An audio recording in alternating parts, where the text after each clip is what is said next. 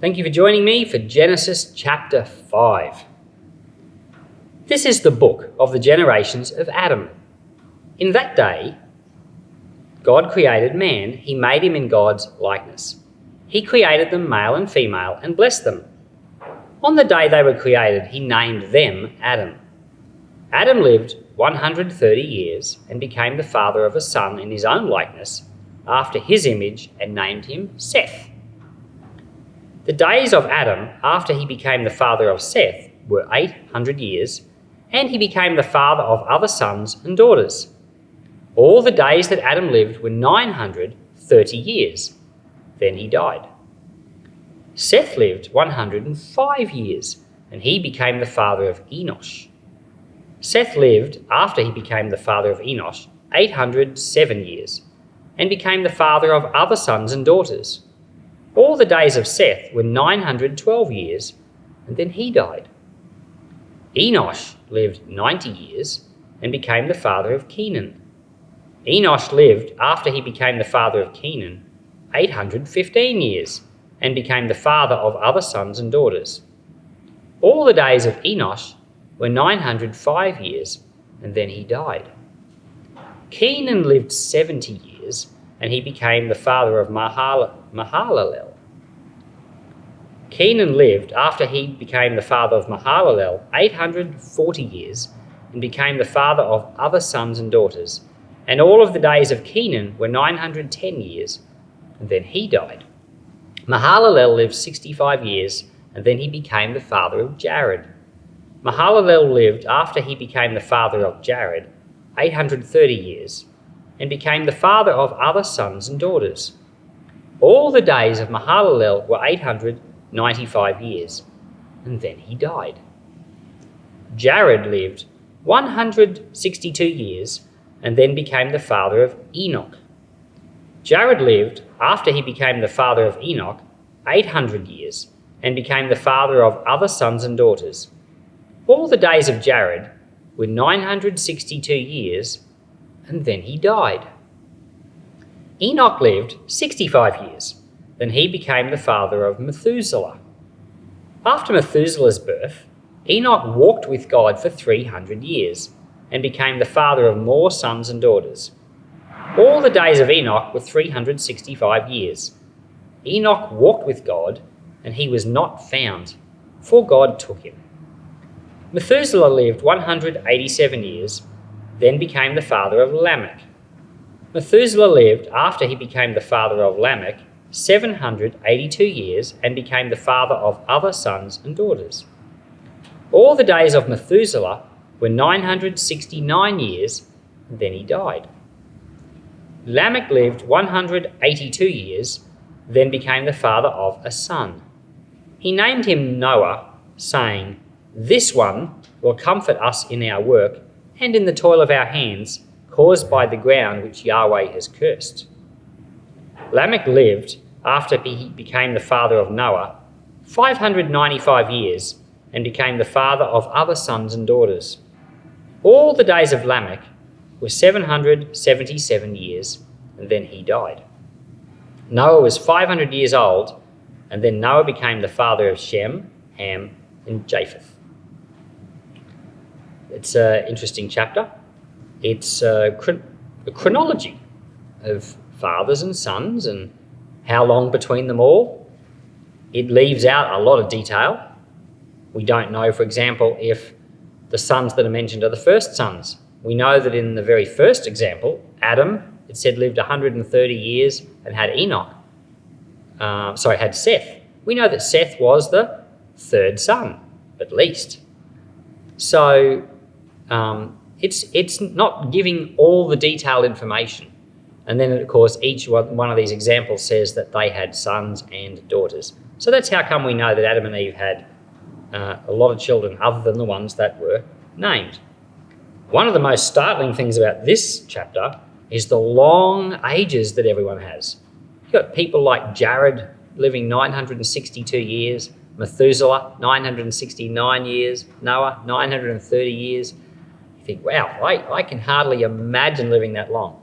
What would you do if you got to live 1,000 years or 900 years? plenty of time to perfect playing the piano, or, learn 10 languages. There's time for lots of things. And presumably that's what they did. They did lots of things. And if Adam and Eve did have 56 children, like Jewish tradition tells us, they certainly had time for it, given that they lived into their 900s. But people struggle with these long ages. They think, oh, that can't be right. It's just so different to what we know. And there's a passage a little bit later in the scriptures where God decides that they're living too long and he's going to limit their lifespans. And we do see after the flood, later on in the book of Genesis, people start living shorter and shorter and shorter. There's a point where God says that the lifespan of a human is limited to 120.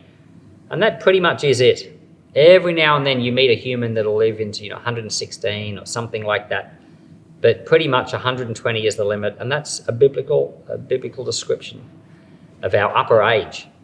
But there's no reason to believe that people didn't live longer before. The world was a very different place before the flood. Things were different, conditions were different. And if I was to think to myself, what was the world like even just, say, 150 years ago, you can look up statistics and you can find out that the average life expectancy was about 40 in the 1800s. And you think, wow, the life and the world that we know today is very different. Imagine if someone from the 1800s hopped in a time machine and came forward to our day and they said, whoa, everyone's living to 80 and 90 years of age. That's just unheard of. And life expectancy is just different because the world is just different. Conditions are different. And that's just what we've got here in the book of Genesis. We have a world that's newly created.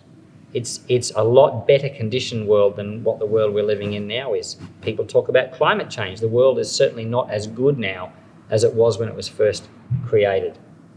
And Jesus certainly believed in literal people, like Adam and Eve, for example. And he certainly believed that the book of Genesis was a factual book.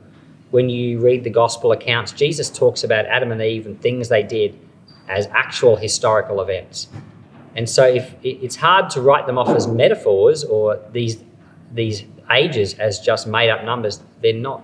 These are historical accounts. And I think the Bible can be trusted on this point. We can trust the Bible on many other points because we look around at our experience and we say, oh, that matches. But we need to also trust the Lord in these points that we're not sure about, because we know God is trustworthy with so many things. We just say, all right, that's the way it must have been. And as Christians, you can't avoid the fact that there is a supernatural element to being a Christian. Our whole entire faith is hinged on one key event, the resurrection of Jesus Christ. If that didn't happen, we don't even have a faith. Everything that we do as Christians is completely pointless, and Christians believe that the Lord was raised from the dead. That's impossible, but not impossible to God. And these things we look at, and some of them in the early books of Genesis, they just don't seem realistic. But we're really talking about things that even though they're beyond our experience, they're not impossible, because this is the way God set them up and the way that God did them. And when we get to talk about the flood in the next few chapters, this is something that people really struggle with. But no, if we as Christians believe in the resurrection of Christ, and we believe in the virgin birth, these types of things are essential to our faith, then we have to accept the fact that there are other things in the Bible that are also supernatural, and there's no reason why we can't accept them as well. The Bible all the way through is a very down-to-earth book. It describes very natural and very earthy things, like the children of Israel complaining and grumbling because they didn't have enough food. Like, there's a lot of very down-to-earth stuff. And then it has these things as well which seem surreal. They seem made up. But no, we have every reason to trust the Lord with them also. So, as we go through the Bible, we're going to encounter things that we're not familiar with, like these long ages. And when we encounter them, let's see it as an exciting discovery of things that God has done, and let's try to learn from it, rather than think we can dice up the Bible and throw out the bits we don't understand. In the end, if God is an infinite God, God is beyond our understanding.